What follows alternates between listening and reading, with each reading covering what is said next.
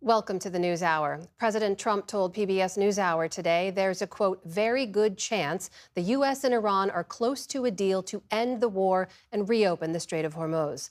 But he added to our Liz Landers that he has felt that confidence before, only for there to be no deal reached. He echoed that cautious optimism in the Oval Office this afternoon. We've had very good talks over the last 24 hours, and it's very possible that we'll make a deal. We've had some good talks before, as you know. Right. And all of a sudden, the next day, they're like, they forgot what happened.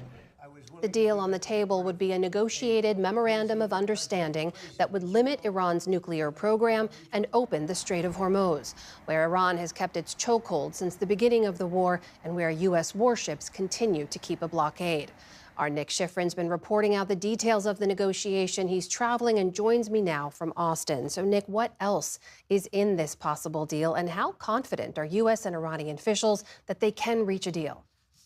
Well, as you just mentioned, President Trump told our colleague Liz Landers that he believes a deal is close, although he's felt that optimism before. But an Iranian official does confirm to me that there has been progress. So what's in the deal? According to an Iranian, a senior regional, and a senior European official, they tell me the first phase of the negotiations would focus on the Strait of Hormuz. Iran would lift its chokehold over the strait, and the U.S. would end its blockade. All parties would declare an end to the war, including Iranian proxy Hezbollah and Israel. And then the strait would be opened as quickly as possible. The second phase would focus on the longer-running issues of contention between the U.S. and Iran. Iran would freeze its domestic uranium enrichment, but the time frame is still under negotiation. The U.S. has raised 20 years. Earlier, Iran countered with 5 years, with a possible 5-year extension. Today, President Trump told Liz Landers the deal does not include any authorization of low-level Iranian enrichment after that freeze ends, a fact an Iranian official confirmed to me. In addition, Iran would have to export its nearly 1,000 pounds of highly enriched uranium. The president told Liz Landers that Iran had to export it to the U.S., although the Iranian official told me it would be exported to the UN's nuclear watchdog. The IAEA would also gain access to Iranian nuclear sites for inspections, and the president confirmed to Liz Iran would pledge not to operate underground nuclear facilities, which the Iranian official also confirmed to me. Now, in exchange for all of that, the U.S. would lift sanctions on Iran and unfreeze Iranian assets. The two sides would have about 30 days to negotiate all of those big ideas. As the president told Liz today, quote, I think it's got a very good chance of ending, and if it doesn't end, we have to go back to bombing the hell out of them. Very simple.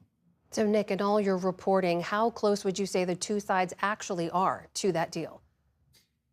It depends on who you ask. So we've been talking about the president's cautious optimism. A senior regional official close to the negotiations told me that they are, quote, the most hopeful since this started, but there are still, quote, difficult discussions ahead. And a senior European official who has dealt with Iran extensively over the years told me that they are very doubtful that the two sides can reach this agreement and doubtful that Iran will actually fulfill what it's promising in this agreement. That said, an Iranian official, again, does confirm to me that there has been major progress. Meanwhile, as we've seen before in the region, right before a ceasefire or a possible ceasefire, violence can flare. There was more fighting today. Tell us what happened.